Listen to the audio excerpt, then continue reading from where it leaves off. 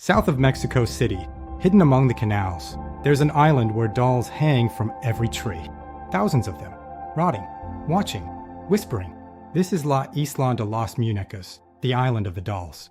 Just beyond the crowded streets of Mexico City lies a labyrinth of canals, the ancient waterways of Xochimilco, a remnant of the Aztec world that once ruled this valley. Among the floating gardens and small boats called trajineras, there's one island unlike any other. At first glance, it looks abandoned, trees leaning over dark water, vines tangled through branches, and everywhere dolls, hanging by their necks, nailed to posts, staring through the mist with blank eyes. The story begins in the 1950s, when a man named Don Julian Santana Barrera moved to the island to live alone. He said the city's noise and chaos drove him away. He wanted peace and silence. But the island had other plans.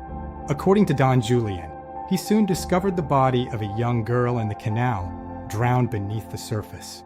Days later, a doll floated to shore near the same spot. He believed it belonged to her, so he hung it on a tree as an offering to her spirit. After that, strange things began to happen.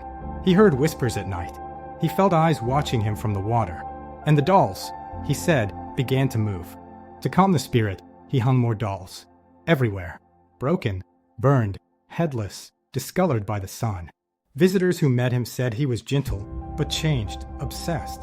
He spent the rest of his life collecting dolls from the canals and garbage piles of Mexico City, bringing them back one by one. Each doll, he said, held a soul that needed peace. Over decades, the island transformed. Every branch became a shrine, every tree a grave. Dolls covered the huts, the fences, even the boats. Their plastic faces cracked in the heat, their eyes clouded with age.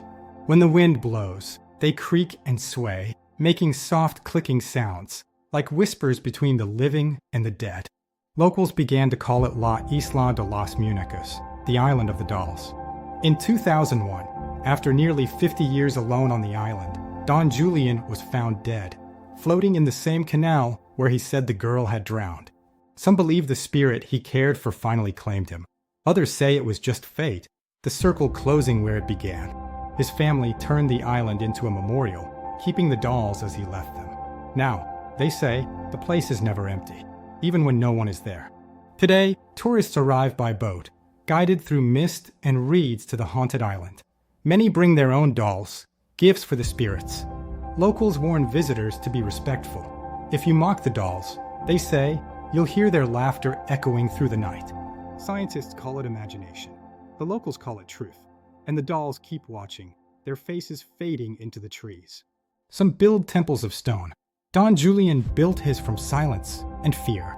This is truth in the shadows, where the dead are never truly gone, and the dolls never close their eyes.